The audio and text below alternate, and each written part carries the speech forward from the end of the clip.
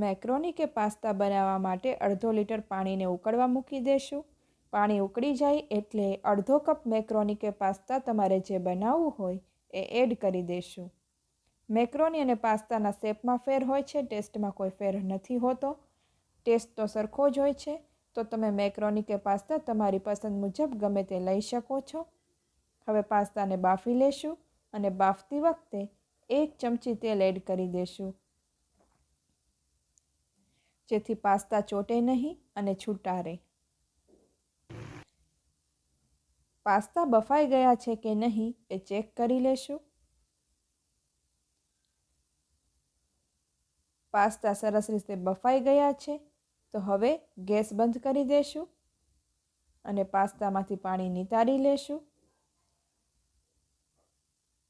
ત્યાર પછી એક પેનમાં 2 ચમચા જેટલું તેલ ગરમ કરી લેશું અને હું એક બટરનો ટુકડો પણ એડ કરું છું।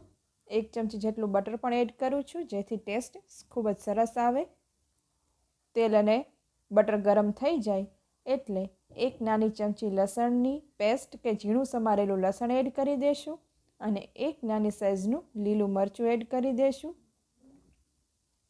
લસણ અને મરચું ચડી જાય એટલે અડધું ઝીણું સમારેલું કેપ્સિકમ, અડધું ઝીણું સમારેલું ગાજર અને 1 ઝીણી સમારેલી ડુંગળી એડ કરી દેશું।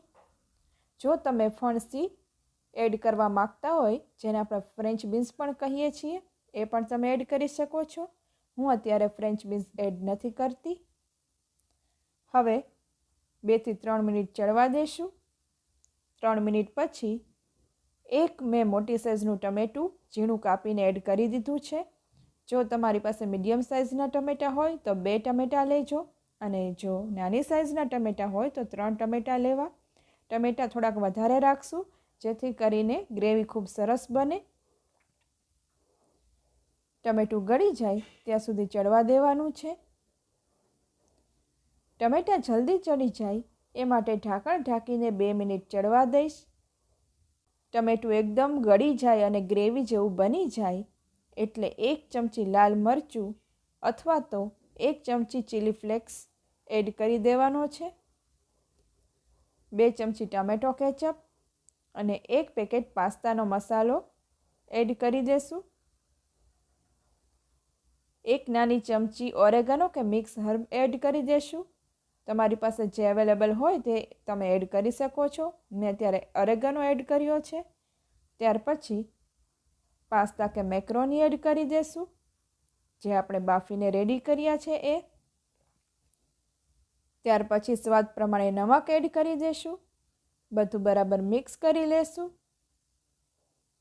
આપણા પાસ્તા બનીને રેડી છે।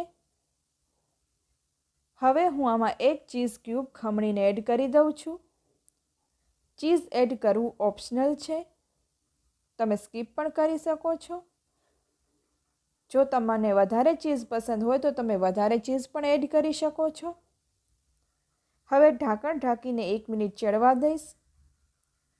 1 મિનિટ પછી ગેસ બંધ કરી દેશું અને આપણા પાસ્તા મેક્રોની સર્વ કરવા માટે રેડી છે। સર્વ કરીને પણ તમે ઉપરથી થોડું ચીઝ ખમણીને એડ કરી શકો છો। તમે પણ મારી આ રીતથી ઇન્ડિયન સ્ટાઇલ પાસ્તા એકવાર જરૂર ટ્રાય કરજો। મારી રેસીપી ગમે તો વિડીયોને લાઈક કરજો અને ચેનલને સબસ્ક્રાઈબ કરજો।